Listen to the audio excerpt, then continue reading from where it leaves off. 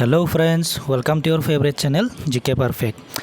তো যদি তোমালোকে কেতিয়াবা কিবা ইম্পৰ্টেণ্ট কাম কৰিব বহিলে বা ধৰা পঢ়িব বহিলে, মেইনলি আমি যিহেতু ষ্টাডি চেনেল হয়, তো যদি তোমালোকে পঢ়িব বহিলে ধৰা 10 মিনিটমান পঢ়িয়ে তাৰপাছত ফ'কাছটো নোহোৱা হৈ যায় বা পঢ়া টাইমটো ইনক্ৰিজ কৰিব পৰা নাই ধৰা, বা তুমি যেতিয়া পঢ়িব বহা অলপমান টাইম পাছতে মানে ধৰা মোবাইল টিপিব আৰম্ভ কৰি দিয়া, তো এই গোটেইবিলাক প্ৰব্লেম মেইনলি ফ'কাছ ইনক্ৰিজ আৰু পঢ়া টাইমটো ইনক্ৰিজ কৰিবৰ কাৰণে যদি বিচাৰা তেতিয়াহ'লে এইটো ভিডিঅ' তোমালোকে লাষ্টলৈকে চাবা। ইয়াত এটা মই টেকনিক ক'ম যোনটো মানে মই পাৰ্চনেলি নিজেও ইউজ কৰিছোঁ আৰু বহুত এফেক্টিভ হয়।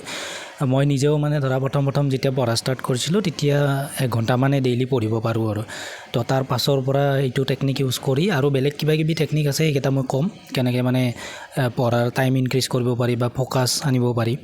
তো সেই টেকনিককেইটা পাছতো ক'ম আৰু লগতে এই টেকনিকটোৰ বিষয়ে কওঁ। তো ভিডিঅ'টো শেষলৈকে চাবা, তেতিয়া তোমালোকে বহুতখিনি বস্তু গম পাবা, মানে কেনেদৰে এই বস্তুটো বেনিফিটটো উঠাব পাৰি। তো আমি আজিৰ এই ভিডিঅ'টোত কথা পাতিম পম'ডোৰো টেকনিকৰ বিষয়ে। বহুতে হয়তো শুনিছা পম'ডোৰো টেকনিকটো মানে কি হয়, কিন্তু বহুত নতুন ভিউৱাৰ্ছ থাকে যিসকলে নাজানে বা নতুনকৈ প্ৰিপাৰেশ্যন আৰম্ভ কৰিছে, সেইসকলে গম পাব ভিডিঅ'টো চালে যে পম'ডোৰো টেকনিক এটা আছে। সেইটোৰ দ্বাৰা মানে এইটো এটা একচুৱেলি টাইম মেনেজমেণ্ট টেকনিক আৰু বা ফ'কাছ ইনক্ৰিজ কৰা টেকনিক হয়। তো এইটো মানে 1980 চনৰ শেষৰ ফালে ফ্ৰান্সিছ চিৰিলো নামৰ এজন ব্যক্তিয়ে মানে এইটো মানে দিছিলে আৰু মেথডটো। তো এইটো মানে এটা টাইম মেনেজমেণ্ট মেথড হয়। তো ইয়াত কি কৰা হয় যে প্ৰথমতে আমি এটা টাস্ক ল'লোঁ, মানে কাম এটা ল'লোঁ, ধৰি ল'লোঁ আমি পঢ়াই ল'লোঁ আৰু ছাপ'জ আমি পঢ়িব ষ্টাৰ্ট কৰিছোঁ আৰু তো মানে ইয়াত মানে দুটা ভাগ কৰিব পাৰা। এটা হ'ল কি তোমাৰ প্ৰথমতে 25 মিনিটৰ এটা শ্লট ল'লা। পম'ডোৰো মানে কি ভাগ কৰি কৰা হয় আৰু যে 25 মিনিটৰ এটা তুমি শ্লট ল'লা, সেই 25 তুমি ধৰি ল'লা যে মই টাইমাৰ দি দিছোঁ, মই সেই 25 মিনিটৰ ভিতৰত মানে মই পঢ়িমেই, সেইখিনি টাইমত মই মোবাইল নুচোঁ। মোবাইলটো তুমি ছাইডত ৰাখি থ'লা ধৰা টাইমাৰটো লগাই কিনে, উল্টা টাইমাৰটো লগাবা যাতে মোবাইলটো চেক কৰি থাকিব নালাগে যে 25 মিনিট হ'লনে নাই। তুমি 25 মিনিটৰ এটা উল্টা টাইমাৰ দি দিবা, হৈ গ'লেতো ৰিং হৈয়ে যাব, এলাৰ্ম বাজি যাব, গমেই পাবা। বা নহ'লে এটা সৰু চাই টাইমাৰ কিনি ল'বা, একো নাই মোবাইলতো কৰিব পাৰি, মই মোবাইলে ইউজ কৰিছিলোঁ। তো 25 মিনিট ষ্টাডি বা কাম আৰু 5 মিনিট ব্ৰেক, আৰু নহ'লে বা 50 মিনিট ষ্টাডি বা 50 মিনিট ষ্টাডি আৰু 10 মিনিট ব্ৰেক। তো তুমি প্ৰথমতে 25 মিনিটৰটোৱে আৰম্ভ কৰিবা, বা এইটো মডিফাইও কৰিব পাৰি যে ধৰা তুমি প্ৰথম যেতিয়া আৰম্ভ কৰিবা নহয়, তুমি ধৰা 25 মিনিট পঢ়িলা, তাৰপাছত 5 মিনিট ব্ৰেকটো তোমাৰ কাৰণে তাৰমানে বহুত কম যেন লাগিব।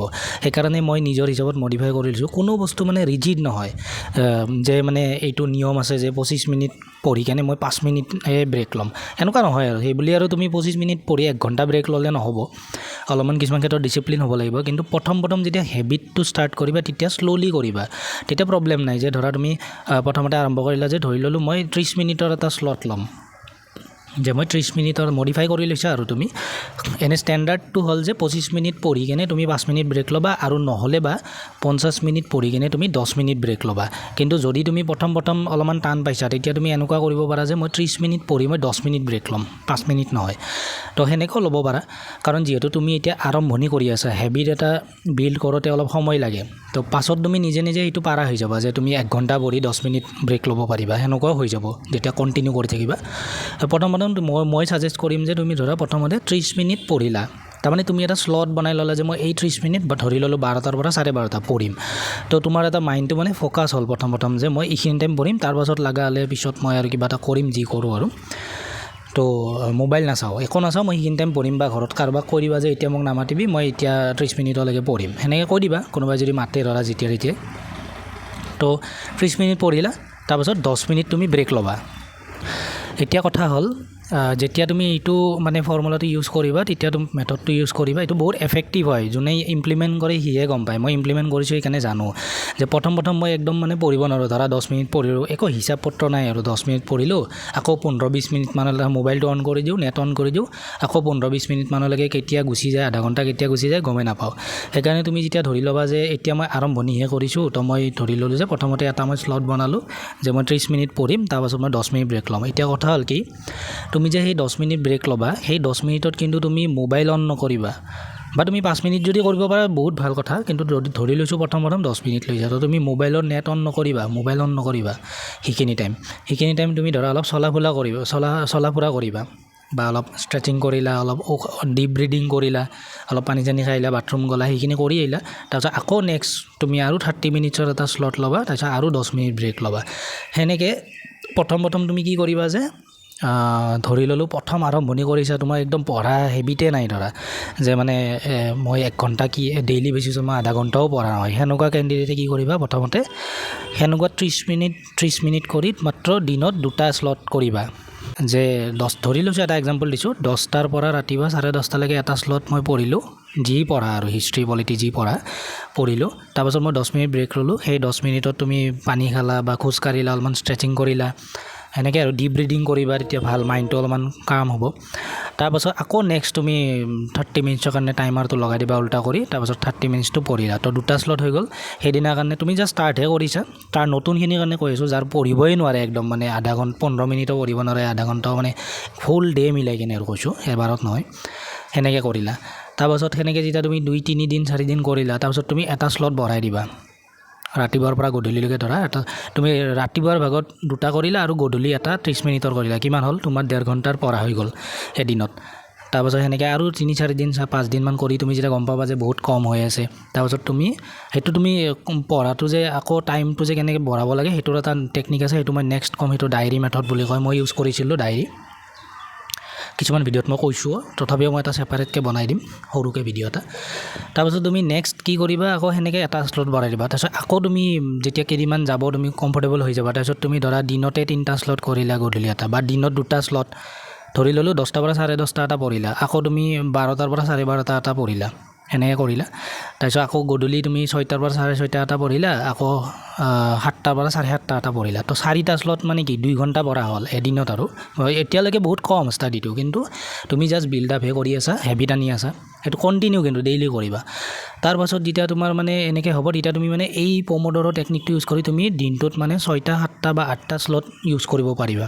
কেনেকৈ তুমি, কাৰণ তেতিয়া তুমি প্ৰপাৰলি এনেকৈ কৰিব লাগিব যে 10টাৰ পৰা ধৰা 10:30লৈকে কৰিলোঁ, 10 মিনিট ব্ৰেক, আকৌ নেক্সট 10 মিনিট ব্ৰেকটো হোৱাৰ লগে লগে আৰু কৰিলা। সেনেকৈ টোটেল 4টা শ্লট তুমি কণ্টিনিউ কৰি ল'বা, 4টা শ্লট কণ্টিনিউ কৰি লোৱাৰ লগে লগে তোমাৰ 2 ঘণ্টা হৈ গ'ল।